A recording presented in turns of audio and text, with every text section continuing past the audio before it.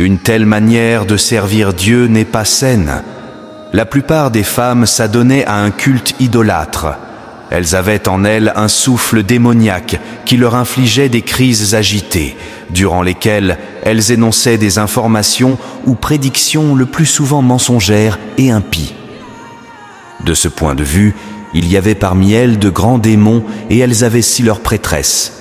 On organisait à leur intention des cérémonies pour l'installation à domicile d'un pieu ou d'un vase sacré sur lesquels N déversait, en offrande, du lait et autres liquides précieux. Généralement, ces sataniques personnages étaient beaux de vieilles femmes. Lorsque quelqu'un tomba malade, elles déclaraient tout de suite qu'il était sous l'emprise des tours. Les tours sont des esprits ou djinns alliés à une famille depuis plusieurs générations et sont l'objet de ce genre de culte qui est décrit ici. Ils reçoivent des offrandes sur les autels dressés à leur intention ou d'un souffle. Or, ce prétendu souffle n'est autre qu'un démon. Elle décidait alors de le soigner par une science satanique. On organisait une cérémonie appelée Dup, où s'assemblaient des femmes, des enfants et des hommes frivoles, et au son de tam-tam.